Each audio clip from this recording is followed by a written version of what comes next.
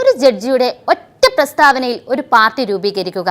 ആ പാർട്ടിക്കാകട്ടെ വെറും 4 ദിവസത്തിനുള്ളിൽ ലക്ഷക്കണക്കിന് ഫോളോവേഴ്സ് ഉണ്ടാവുക. പറഞ്ഞു വരുന്നത് കോക്രോച്ച് ജനതാ പാർട്ടി അഥവാ CJPയെ കുറിച്ചാണ്. സിമ്പിളായി പറഞ്ഞാൽ സോഷ്യൽ മീഡിയയിൽ പ്രത്യേകിച്ച് എക്സ്, ഇൻസ്റ്റഗ്രാം പ്ലാറ്റ്ഫോമുകളിൽ തരംഗമായി മാറിയ ഒരു പൊളിറ്റിക്കൽ സറ്റയർ മൂവ്മെൻ്റാണ് CJP. Secular, socialist, democratic, lazy എന്ന വിശേഷണത്തോടെ voice of the lazy and unemployed എന്ന ടാഗ് ലൈനോട് കൂടിയാണ് പാർട്ടി രൂപീകരിച്ചിരിക്കുന്നത്. ചുരുങ്ങിയ ദിവസങ്ങൾക്കുള്ളിൽ ലക്ഷക്കണക്കിന് ഫോളോവേഴ്സിനെ സ്വന്തമാക്കിയ ഈ ട്രെൻഡിന് പിന്നിൽ കൃത്യമായൊരു പ്രതിഷേധത്തിന്റെ കഥയുണ്ട്. എന്താണെന്നല്ലേ? അടുത്തിടെ സുപ്രീം കോടതി ചീഫ് ജസ്റ്റിസ് സൂര്യകാന്ത് നടത്തിയ ഒരു പരാമർശമാണ് ഈ മൂവ്മെന്റിന് കാരണമായത്. They don't get any employment, they don't have any place in profession. Some of them become media, some of them become social media, some of them become RTI activists, some of them become another activists, and they start attacking everyone.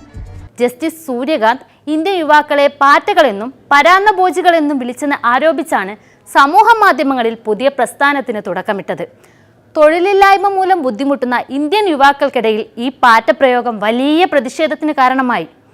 തൻ്റെ വാക്കുകൾ തെറ്റിദ്ധരിക്കപ്പെട്ടതാണെന്ന് justice Suryakant പിന്നീട് പ്രതികരിച്ചെങ്കിലും അതിനോടകം തന്നെ social media ഈ വാക്ക് ഏറ്റെടുത്തിരുന്നു. ആം ആദ്മി പാർട്ടിയുടെ മുൻ social media സ്ട്രാറ്റജിസ്റ്റും നിലവിൽ public relations വിദ്യാർത്ഥിയുമായ Abhijit ദീപ്കെ ആണ് CJPയുടെ founder. ഇവർക്ക് സ്വന്തമായി വെബ്സൈറ്റും ഡിജിറ്റൽ അംഗത്വ ഫോമും ലോഗോയും ഒക്കെയുണ്ട്.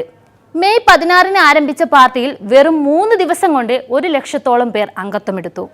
മഹുവ മൊയ്ത്ര ഉൾപ്പെടെയുള്ള പ്രമുഖ രാഷ്ട്രീയ നേതാക്കൾ പോലും ഈ ഓൺലൈൻ ട്രെൻഡിന്റെ ഭാഗമായി മാറിക്കഴിഞ്ഞു. കേവലം തമാശയ്ക്കപ്പുറം രാജ്യത്തെ നിലവിലെ അവസ്ഥയെ പരിഹസിക്കുന്ന ചില ഡിമാൻഡുകൾ ഇവർ മുന്നോട്ട് വയ്ക്കുന്നുണ്ട്. വിരമിച്ച ശേഷം ഒരു ചീഫ് ജസ്റ്റിസിനും രാജ്യസഭാ സീറ്റോ മറ്റ് ആനുകൂല്യങ്ങളോ നൽകരുത്. പാർട്ടി മാറുന്ന MLA മാർക്കും MP മാർക്കും 20 വർഷത്തേക്ക് തിരഞ്ഞെടുപ്പ് വിലക്ക് ഏർപ്പെടുത്തുക. ഇങ്ങനെ പോകുന്നു ഡിമാൻഡുകൾ.